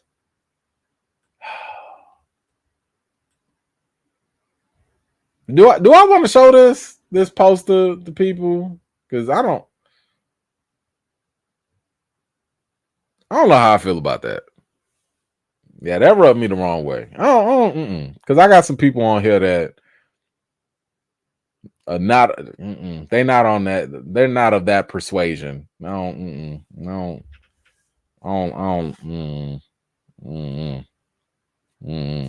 this ain't for the. Yeah, it's a little triggering. I'm triggered now because I'm sitting there like, who thought this was? Who thought using the N-word was cute or funny? I don't find that. It's not funny. That's not witty. That's not. No, it's not okay. So if y'all want to go see it, y'all see where it's at. Y'all can go find it. I'm not sharing that. I'm not participating in that. Y'all can go look for it if you want to. Thank you for showing me that. But yeah, that's with the hard ER. With the hard ER. Nah. Creative. It's creative. I give them points for creativity, but I'm good. But thank you for that. Yeah, I mean, if y'all want to go see it, I guess there you go. Go on the Instagrams or whatever, go find that. But screw whoever thought that was funny. No thanks. I don't find that entertaining. Anthony, what you got? Wesley is coming back. MCU could not live with their own failures. Where did that bring them? Back to Snipes. Endgame turn 5 today. Thank you so much, Anthony. I appreciate you. And yes, he is coming back, and well deserved. It's good for him to get his due, for sure. Michael, what you got? I meant with Miles having 3 multiverse films and No Way Home being so successful for Sony, it makes sense for them to do more with No Way Home and Spider-Man 4. So I hear you, Michael. Thank you for clearing that up for me. I disagree. The reason why I disagree is because just because things have been good in the past does not mean that you have to keep on doing it. There is, if you ever heard the phrase, it is possible to have too much of a good thing. Miles's story is good because it's character based, not because it's multiverse based. The Spider-Man No Way Home was good not because it had to do with the multiverse, but because we got something unique and special with having all 3 Spider-Man for the first time. What are you going to do if we continue doing this multiverse stuff? What are you going to do that hasn't been done or that can raise the bar up without it being overly crazy and you still want it to be special? You don't want to oversaturate the market with the same stuff over and over and over again. So I would say no, I'm good on that. I don't think it's needed. But I hear you. I hear what you're saying though. But yeah, I think that, and here's the thing, when it comes to Spider-Man, the character, see, Miles is different because Miles was literally created in the multiverse. He was that's part of his story. So that's why it works. When it comes to Peter Parker, he's lasted for almost 100 years or 60, 50 years, whatever it is, because it was always a grounded story about Peter Parker. It was always about him and his love life. It was always him about, in college. It was him about the villains. Like, it wasn't all this multiversal stuff. So when you start to go away from the things that make your character special, it's not always a good recipe. And, unfortunately, Sony has a bad habit of dipping their toes into things that still make Hollywood sense, but don't make sense creatively. It makes sense to keep making Spider-Man movies so you can maintain your rights, but creatively it makes no sense because when you don't put Spider-Man in it, Madam Web, Morbius, no, it's not making you money. So no, I'm good on that. But I hear you though. Thank you so much for that. JN, Kiki is Rogue, Black Panther 3 villain, Mystique. Sure. Yeah. I mean, whatever. Yeah. The only thing I'm not seeing her as is Storm. That's the only thing I'm not seeing. And I'm not even saying she can't do it. I'm just saying she wouldn't be my first pick to play Storm. That's all. But yeah, sure. All those other ones, that works for me. Didier, what you got? The last surprise in a Marvel movie was a Daredevil and Spider-Man. Yeah, that was. And even that wasn't like a big major thing, and it's kind of like, it's just nice if we can get those things, and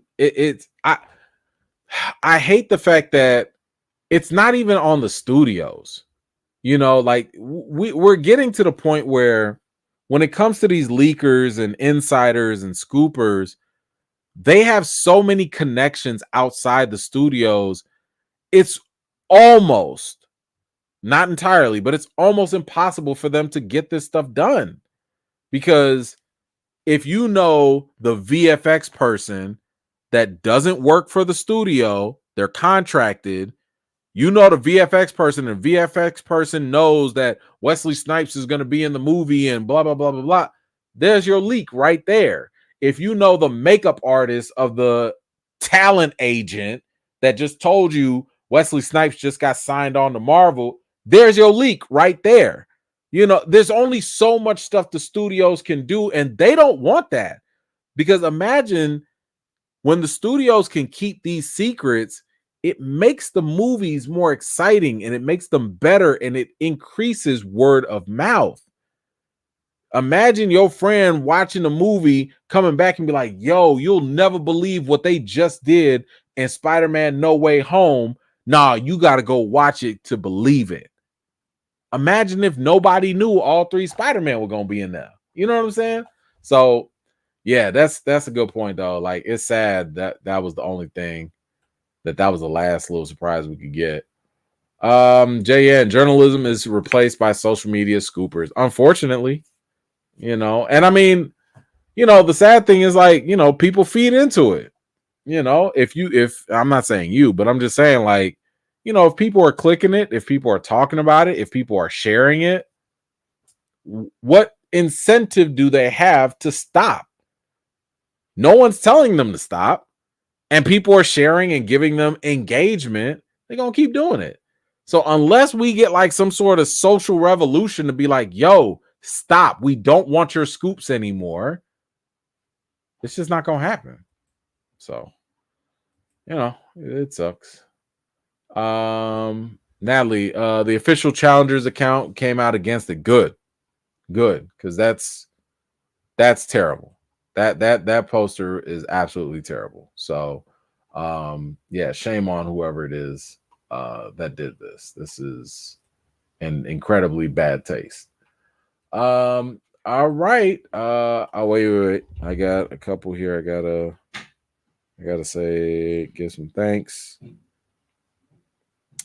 Hold on. I see a couple folks. Oh my gosh. Low key, thank you so much. I don't know if you're still on here or not. But thank you so much for the $25 Cash App. It says for Happy Friday. Appreciate you. You're one of the reasons why we keep this ad free. Thank you so much. My man Terrence, thank you so much, brother. Thank you for the $10 cash app. Oh, my man Mo, thank you so much, brother, for the $10 cash app. I'm sending some love right back to you. Appreciate you. And this is from T-ville, no government names. Thank you. Almost got you. I was about to be like, oh, excuse me, Ms. Almost got that. Thank you so much, T-ville. I appreciate you for the $5 cash app. Thank you guys so much. I appreciate the support of the channel. All right, so that's it for today. We are going to be back on Wednesday to talk about X-Men. Yo, it's about to go down. We're about to start a 3-part series. It's going to be a 3-parter. I think they said we have to go watch something from season 3 or something. So we definitely have to go watch a couple of episodes there. I'll post something on my Twitter or something to remind people. Oh man, Don, first live. Glad I joined. I'm glad you joined too. Thank you so much, Don. I appreciate you being here. Thank you. But yes, we definitely gotta go watch X-Men on Wednesday. So I'll be here to talk about that. And then of course next Friday, same place, same time. You know what to do. We'll be here as well. But all right, guys, this is it. Make sure you guys have a fantastic weekend. Enjoy yourselves. Be safe out there. You know the routine. Wash your hands, wash your butts. And until next time, see you guys later. Peace.